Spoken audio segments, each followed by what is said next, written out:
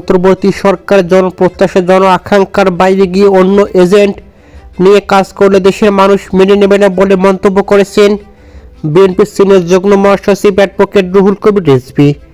এদিকে তিনি বলেছেন, জুলাই আগস্টের মহাবিপ্লবের পর প্রত্যেকেই সমর্থন দিয়েছে ডক্টর ইউনূস সাহেবকে, কিন্তু আমাদের বক্তব্যে একটি জনপ্রত্যাশা জন আকাঙ্ক্ষার বাইরে গিয়ে অন্তর্বর্তী সরকার অন্য এজেন্ট নিয়ে কাজ করলে দেশের মানুষ মেনে নেবে না। এদিকে বিকেলে বাংলাদেশ জাতীয়তাবাদী ওলামা দলের রাজশাহী বিভাগের কর্মী সমাবেশের প্রধান অতিথির বক্তব্যে এসব কথা বলেছেন তিনি। রিজভী আরও বলেন, এখনও চালের দাম কমেনি, চিনি আলুর দাম কমেনি। শেখ হাসিনার কারণে গত বছর থেকে ভারত থেকে আলু আমদানি করতে হয়। এবারও যদি আলু আমদানি করতে হয় তাহলে মানুষ বলবে ডক্টর ইউনূস সাহেব সরকারকে আমরা সমর্থন দিয়েছি, তাহলে কী লাভ হলো। তিনি আরও বলেন, অন্তর্বর্তী সরকারকে বলতে চাই, 5 মে রাতে শেখ হাসিনা সরকার কত আলেম ওলামাকে খুন করেছে সেই হিসাব কিন্তু এখনও পাওয়া যায়নি। আনুপাতিক নির্বাচন ব্যবস্থার প্রস্তাবের বিরোধিতা করে বিএনপির নেতা আরও বলেন, কেউ কেউ বলেছেন আনুপাতিক হয় নির্বাচন, কেন আনুপাতিক নির্বাচন কিসের জন্য, এটা কি তৃণমূলের মানুষ বোঝে? যেসব রাজনৈতিক দলের ভোটের সংখ্যা বেশি নয় তারা আনুপাতিক নির্বাচন ব্যবস্থার কথা বলেছে বলে মন্তব্য করেছেন অ্যাডভোকেট রুহুল কবির রিজভী। যারা শোলা পানিতে মাছ ধরতে শিকার করতে চান, যাদের ভোটের সংখ্যা বেশি নয়, তারা এটা করতে কৌশল হিসেবে নিয়েছেন। এটা দেশের মানুষ মেনে নেবে না। এ ধরনের কোনো পদ্ধতি নিয়ে যদি আপনারা ষড়যন্ত্র করেন, এই ষড়যন্ত্র কিন্তু মানুষ ধ্বংস করে দেবে। এদিকে সমাবেশে বিএনপির চেয়ারপারসনের বিশেষ সহকারী শামসুর রহমান শিমুল বিশ্বাস, বিএনপির রাজশাহী বিভাগের সাংগঠনিক সম্পাদক সেখানে উপস্থিত ছিলেন। বাংলাদেশ খেলাফত মজলিসের মহাসচিব মাওলানা মামুনুল হক বলেছেন, ভবিষ্যৎ বাংলাদেশ বিনির্মাণে ইসলামী দলগুলোর মধ্যে ঐক্য থাকবে। এক্ষেত্রে বিএনপি জামাতের কারণে তা যদি ব্যত্যয় ঘটে, জাতির কাছে তাদের জবাবদিহি করতে হবে। এদিকে রাজধানীর সোহরাওয়ার্দী উদ্যানে খেলাফত মজলিসের সাধারণ পরিষদের দ্বাদশ অধিবেশনে একথা বলেছেন মাওলানা মামুনুল হক।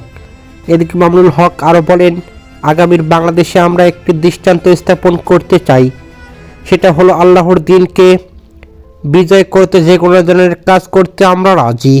এদিকে তিনি আরও বলেন, এই সংগ্রামে আমরা ঐক্য গড়ে তুলতে চাই। তিনি বলেন, ইসলামিক রাজনৈতিক দলগুলোর অভিন্ন লক্ষ্য ইসলামী খেলাফত প্রতিষ্ঠা করা। এতে ইসলামিক দলগুলোর আলাদা স্বকীয়তা থাকতে পারে, এটি প্রতিটি সংগঠনের বৈশিষ্ট্য, তবে খেলাফত প্রতিষ্ঠায় কারো ভিন্নতা থাকতে পারে না।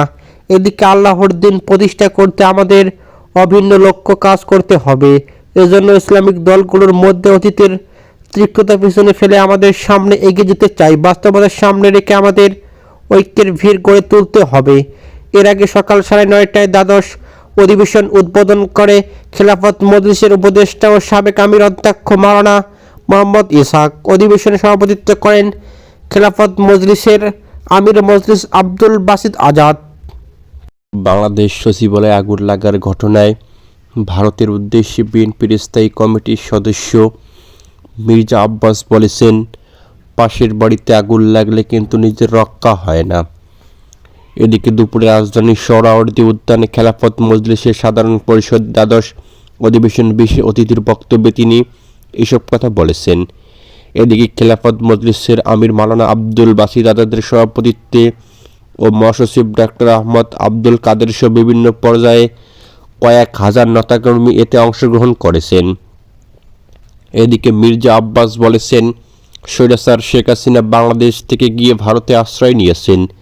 তিনি ভারতের সেবাদাসী সেখানে বসে গুটি চালাচ্ছেন। ভারতের মিডিয়া বাংলাদেশ নিয়ে অপপ্রচার চালাচ্ছেন।